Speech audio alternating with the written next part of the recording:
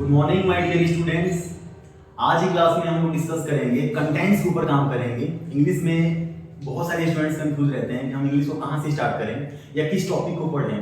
तो इस पे हम लोग बिल्कुल विस्तार से देखेंगे चीज़ों को कैसे टैकल करना है। बहुत सारे स्टूडेंटों की ये डाउट्स रहते हैं कि सर हम ग्रामर से स्टार्ट करें या फिर हम लोग पहले वोकैब सीखें, वोकैबलरी को करें कवर अप। तो आज की क्लास में सारी चीज़ें आपके सामने कवर अप करने के लिए मैं बताऊंगा क्या करना है आपको।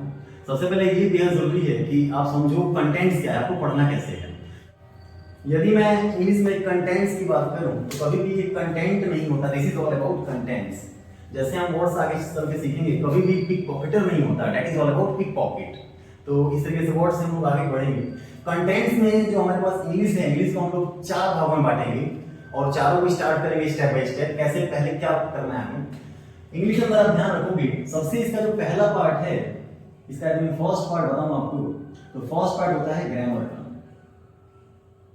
फर्स्ट पार्ट ग्रामर है। ग्रामर को हमने 2 भागों में बांट लिया, ग्रामर को हमने 2 हिस्सों में कर लिया। The first one is, first में हमारे पास टॉपिक होगा पार्ट्स ऑफ स्पीच। ये जो क्लासेस हैं आपको हर फील्ड में काम करेगी, ये स्पेशली गवर्नमेंट जॉब में काम करेंगे, एसएससी, सीएचएसएल, एमटीएल, सीबीक्यू या एयरफोर्स, नेवी या फिर जो भी अन्य एग्जाम आप प्रिपेयर कर रहे हो। यदि उसमें लैंग्वेज इंग्लिश है तो definitely it is gonna helpful for you. Like so in first thing we are going to start about parts of speech. इसमें हम लोग, आप जानते हो पार्ट्स ऑफ स्पीच में कुछ टॉपिक्स होते हैं हमारे पास, 8 टॉपिक, इसके 8 पार्ट होते हैं। जैसे the first one is noun. Noun को आप बेहतर जानते हो, नाउन को हम लोग संज्ञा बोलते हैं। सेकंड आपके सामने होता है प्रोनाउन। प्रोनाउन जिसको आप लोग सर्वनाम के नाम से जानते हो। नेक्स्ट होता है एडजेक्टिव जिसको आप विशेषण कहते हो। इसके बाद आपके सामने टॉपिक होगा वर्ब। बहुत सारे बच्चे इसे वर्ब पढ़ते हैं, this is a wrong pattern, तो आपको थोड़ा सा प्रोनाउंसिएशन पे भी काम करना पड़ेगा। This is all about verb, इसे आप वर्ब बोलोगे। The next one is adverb. फिर आपके पास होता है preposition. Then the next one will be conjunction। और लास्ट आपके सामने जो टॉपिक होगा वो होगा इंटरजेक्शन। जो लास्ट 8वां टॉपिक आपके पास रहता है वो होता है इंटरजेक्शन, इसको आप इंटरजेक्शन वगैरह बोलते हो। तो ये आपके सामने फर्स्ट पार्ट हो गया इसका ग्रामर का। इसके बाद यदि मैं ग्रामर को डिफाइन करूं, इसका जो दूसरा पार्ट है, ये जो दूसरा पार्ट होगा इसमें आप लोग सीखोगे क्या। सबसे पहला टॉपिक होता है इसके अंदर आपका आर्टिकल, जिसमें आप लोग ए एंड या द के बारे में पढ़ते हो। Article has 2 parts like definite and indefinite. Definite में आप द को जानते हो और इनडेफिनिट में ए या फिर एन आता है।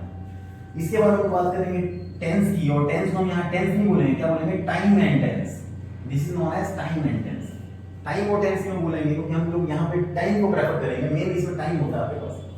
अगला टॉपिक यदि ये आ जाए तो आप इंग्लिश क्या सीख जाओगे, voice. Voice is also very easy if you know this pattern. इसके बाद आप सीखोगे नरेशन, जो नरेट वर्ड से बना है। नरेट जो वर्ड है आपका वर्ब है और नरेशन एक नाउन है। कैसा नाउन है, एब्स्ट्रैक्ट नाउन। इसके अलावा आप टॉपिक सीखोगे question tag. In question tag there will be 2 things, whether it's about positive और नेगेटिव। यदि पॉजिटिव है तो आगे नेगेटिव, अगर पहले पॉजिटिव है तो आगे नेगेटिव, ऐसे चलेगा आपका सीक्वेंस। नेक्स्ट आपके पास होता है कंडीशनल सेंटेंस। कंडीशनल सेंटेंस को आप इमेजिनेशन सेंटेंस के नाम से भी आप जानते हो। और लास्ट टॉपिक होता है आपके पास सिंटैक्स, जिसको आप सब्जेक्ट वर्ब एग्रीमेंट के नाम से जानते हो, जिसे आप सब्जेक्ट वर्ब एग्रीमेंट कहते हो। तो ग्रामर को हमने 2 पार्टों में, 2 भाग में कर लिया, फर्स्ट वन एंड सेकंड। यदि आप ये स्टार्ट करते हो तो आपको फिर ये सीक्वेंस पढ़ना पड़ेगा। यदि आप ये स्टार्ट करते हो तो ये नहीं ये पढ़ने वाला ये करो, नहीं। फर्स्ट ऑफ ऑल अगर आपने ये स्टार्ट कर दिया ये टॉपिक, तो आपको ये पढ़ना पड़ेगा, फिर आपको ये दोबारा करना पड़ेगा, मतलब दूसरी बार। पहले ये फिर उसके बाद ये, या फिर अगर ये कर रहे हो तो फिर आपको ये वाला टॉपिक करना पड़ेगा। तो ग्रामर का हमने 2 हिस्से कर लिए। सीक्वेंस का सिंपली बनता है कि आप ये जानते हो तो ही आप इसको टैकल कर सकते हो। This is a very simple pattern. Like यदि ये जानते हो फिर आप नेक्स्ट को टैकल करोगे ऐसे, और इसमें भी ऐसे ही सीक्वेंस चलता है। नेक्स्ट सबसे मोस्ट इंपॉर्टेंट चीज आपके पास होती है वोकैब्स, जिसको वोकैब क्लास भी कहते हैं, वोकैबुलरी भी कहते हैं, या वर्ड मीनिंग भी बहुत सारे बच्चे जानते हैं। That is all about vocabs. तो आप लोग जानते हो जो ग्रामर है, ग्रामर के जो फादर हैं वो लिंडले मुर्रे हैं। कौन है, लिंडले मुर्रे। लिंडले मुर्रे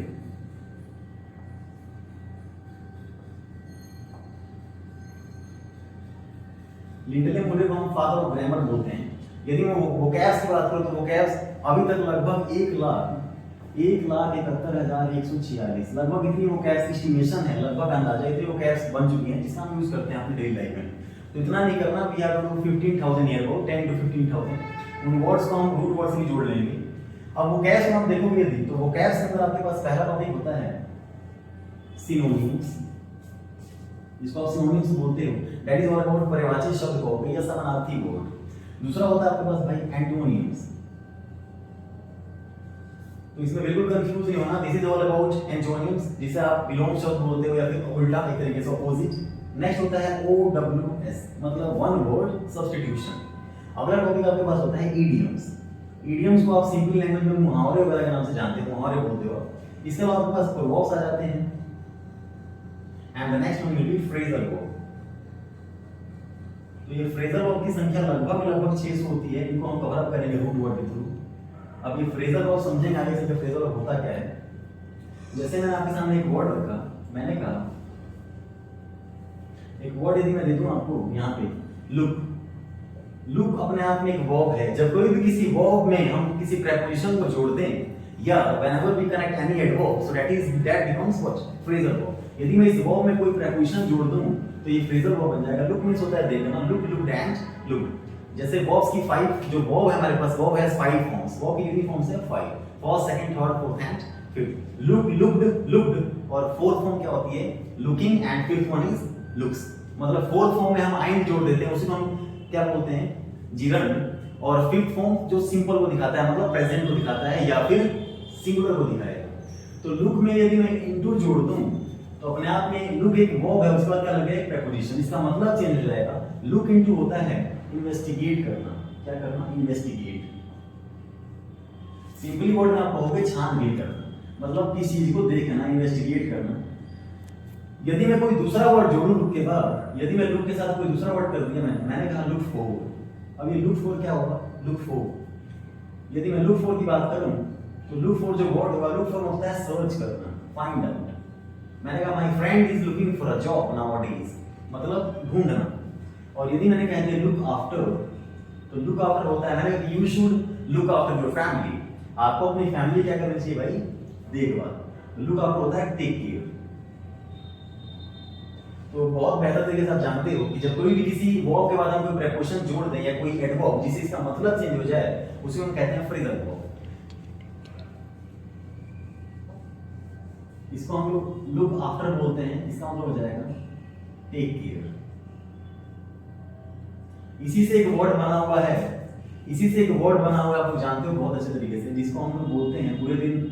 ये वर्ड ना तो किसी टीचर ने आपको सिखाया है, ना मेरे ख्याल से आपके दोस्तों को सिखाया होगा, या आप सुन के ये वर्ड जान जाते हो। That is all about what? Break. अब बहुत सारे बच्चे समझ गए हैं what I am going to write, ये बहुत बेहतर तरीके से आप जानते हो। Break, break what? अब ये एडवर्ब है, अब जो वर्ड है हालांकि।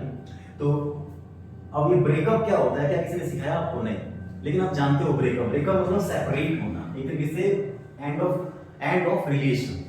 तो इसी को हम लोग क्या कहते हैं? Phrasal verb. आप बहुत सारी फ्रेजल वर्ब जानते हो, लेकिन उसका यूज आपकी लाइफ में है, लेकिन आप जानते हो फ्रेजल वर्ब है। जैसे मैंने आपके सामने कहा चेक इन। चेक इन का मतलब क्या होगा? जब भी आप कहीं जाते हो, whenever you enter in restaurant, airport, hotel, so आप क्या करते हो? Check in. और जैसे आप वहां से एग्जिट होते हो तो क्या करते हो? Check out. तो चेक इन, चेक आउट, ये भी क्या हो? Phrasal verb. तो इस तरीके से फ्रेजल वर्ब का टॉपिक आपके सामने रहेगा।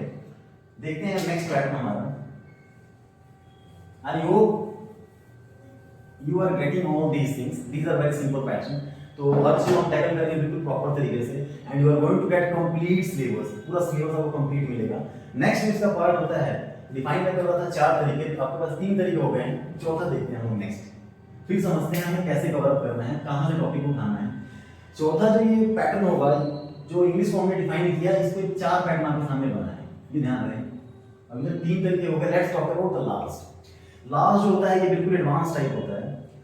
ये स्टूडेंट जब भी टैकल कर सकता है जब स्टूडेंट ने बहुत अच्छे से पढ़ा है क्या, the both one and this one is also. So the last one is known as comprehension, या इसको आप पैसेज वगैरह भी बोलते हो। आजकल ये कॉमन हो गया हर एग्जाम के लिए। इससे 5-6 क्वेश्चंस की आपकी विटेज होती है, या फिर कई दफा जो बैंकिंग वगैरह है उसके अंदर 2 पैसे दे सकता है, 3 पैसे भी दे देता है। So it is quite tough. ये टफ कब बन जाता है जब आप टैकल चीजों को ना करो, सीधा आप इसी को टैकल करने लग जाओ। तो बहुत जरूरी है कि आपको ग्रामर है और साथ ही साथ क्या है आपको वोकैब्स भी है, साथ ही साथ आप किसको जानो वोकैब्स को। Then you can tackle all these. पहला टॉपिक होता है कॉम्प्रिहेंशन, इसे आप पैसे वगैरह ही बोलते हो। सेकंड इसमें एडवांस टाइप में होगा क्लोज टेस्ट। क्लोज टेस्ट मतलब कौन सा वर्ड किसके क्लोज है। मैंने कहा वास्को डी गामा डिस्कवर्ड, ना बोल के मैं बोलूं Vasco D gamma invented the India, Vasco D gamma invented India in 1998। क्या सही होगा? नहीं, क्या मुझे बोलना पड़ेगा वास्को डी गामा डिस्कवर्ड। तो वहां पे क्लोज वर्ड क्या है हमारे पास? डिस्कवर्ड, ना कि इन्वेंटेड। तो इस तरीके से क्लोज टेस्ट को देखेंगे। नेक्स्ट टॉपिक सामने पैटर्न बनेगा, that will be about fillers, जिसको आप फिलर्स भी बोलते हो। और इसके साथ आपका लास्ट टॉपिक क्या बन जाएगा? फिलर्स के बाद आप जोड़ोगे। Then we will start the last one will be, जिसको आप लोग PQRS भी बोलते हो, जिसको जंबल बोल लो आप, या PQRS सेंटेंस बोल, या ABCD के पैटर्न में आप लेते हो। तो ये एडवांस टाइप होता है। तो हमारे पास जो पूरा कंटेंट्स आ गया इंग्लिश का, ग्रामर के 2 पार्ट निकल दिए। एक आपके पास हो गया पार्ट्स ऑफ स्पीच और सेकंड हो गया ई टाइप, थर्ड आपके पास वोकैब्स और फोर्थ आपके पास एडवांस लेवल है। इसी में आपका न्यूज़पेपर वगैरह सारी चीजें आती हैं। तो इसमें आपको करना क्या है? सबसे पहले हम लोग क्या स्टार्ट करेंगे? We will start first of all article. यहां से हम एक टॉपिक स्टार्ट करेंगे। ये नहीं कि सबसे पहले हम ग्रामर को कवर अप करें फिर उसके बाद हम 2-3 महीने बाद इसको कवर अप करें, नहीं। हमें अभी से टैकल नहीं करना है। कब करना है? जब हमारे पास टॉपिक कवर अप हो जाए। So first of all we are going to start in grammar this topic article. तो इसे हम स्टार्ट करेंगे। इसके अंदर 2 टाइप है, डेफिनिट एंड इनडेफिनिट। डेफिनिट में द आएगा, इनडेफिनिट में ए या फिर एन आता है, उसे हम समझेंगे बिल्कुल बेसिक से। और यहां से हम लोग वोकैबुलरी पार्ट के साथ भी स्टार्ट करेंगे। On regularly basis you are going to get 2 videos. तो दोनों में आपको बेहतर ये रहेगा कि एक वोकैब्स की क्लास में और एक ग्रामर की। तो यहां से हम उठाएंगे सिनोनिम्स को पहले, जिसको हम पर्यायवाची शब्द भी बोलते हैं। और यहां से बिल्कुल ए वाले वर्ड से स्टार्ट करेंगे। That will be basic pattern for you which will be very helpful for you, जो आपके लिए बहुत हेल्पफुल रहेगा। और हम रूट वर्ड से वर्ड्स को जोड़ेंगे भी। ये नहीं कि आपको क्रैमिंग करना पड़े, किसी वर्ड को रखना पड़े, नहीं। बिल्कुल हम लोग बेसिक से जोड़ने की कोशिश करेंगे, जो आपके लिए बहुत ज्यादा बेनिफिशियल हो, जो आपको हेल्प करे आगे। ठीक, चाहे एग्जाम के पर्पज से या स्पोकन के पर्पज से, हर लाइन में आपको जो वर्ड्स होंगे वो बेनिफिट करेंगे, मतलब हमेशा आपको फायदेमंद रहेंगे वर्ड्स। तो उनको रटना नहीं है, हमें क्रैमिंग नहीं करना, मगअप नहीं करना। We have to learn by pattern wise. We will make some pattern which will be very important for you. तो इस तरीके से आपका एक कंटेंट्स हो गया। ये आपको कवर अप करना है, चाहे आप किसी भी चीज के एग्जाम की तैयारी कर रहे हो। इंग्लिश के पर्सपेक्टिव से आपको यही सारी चीजें कवर अप करनी होती है। ये आपका कंटेंट्स हो गया। कंटेंट्स में ये 4 चीजें हो गई। ग्रामर के अंदर 2 हिस्से बना दिए, एक हमने वोकैब्स को लिया और लास्ट में लिया एडवांस। इसको आप एडवांस पैटर्न भी कह सकते हो।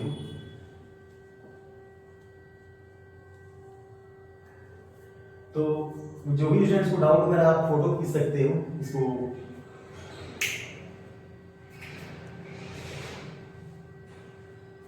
इसमें हम लोग टॉपिक को आगे चल के ऐसे स्टार्ट कर लेंगे pattern wise.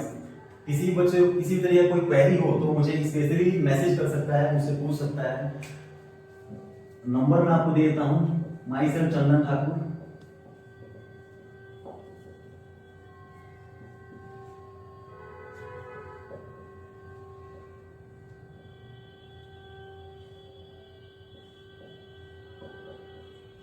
You can write my number, that should be like 7303625112 7303625112। So we are going to start। अगर इसमें जो भी आपके सजेशंस एडवाइस होंगे, so we will also help you, like we will also cooperate with that। और जो भी आपकी चीजें होंगी उसमें बहुत सारी चीजें हम लोग जोड़ने की कोशिश करेंगे। तो एक बार बहुत अच्छे से हम लोग स्टार्ट करते हैं आर्टिकल को नेक्स्ट क्लास में। एंड वी स्टार्ट वोकैब्स, मतलब दोनों को हम कवर अप करते हुए चलेंगे, ताकि जिससे सिलेबस आपका बहुत कम समय कवर हो जाए और आपको हेल्पफुल भी हो जाए। तो जैसा मैंने स्टार्ट किया था, आपको पहला वर्ड लिखा था, जो पहला आपका सेंटेंस मैंने दिया था, क्या हैव। सेंटेंस की फ्रेमिंग हम लोगों ने की थी ना स्टार्टिंग में। The more practice, it means you have taken the board, the more you practice the better you learn. तो उसी से हम लोग नेक्स्ट सीक्वेंस को स्टार्ट करेंगे। तो इसको आपको क्लियर करके रखना है, the more you practice the better you learn. जितनी ज्यादा प्रैक्टिस करोगे उतना बेहतर सीखोगे। तो किसी तरह कोई कंफ्यूजन हो, so you can ask me your doubts, query, I am always ready for you. इसके लिए स्टूडेंट के लिए हम लोग हमेशा काम करते हैं, मतलब 24/7 स्टूडेंट के साथ ही लगे रहते हैं, हमेशा उनकी हेल्प के लिए हर टाइम तत्पर है बिल्कुल। तो कोई हिचक ना करे, you can send me message and ask for doubt and give your suggestion also. If you have some query, doubt and advice, you can advise me also. So इसी के साथ क्लास को आज के लिए इतना ही रहने देते हैं. Goodbye and have a nice day. Thanks.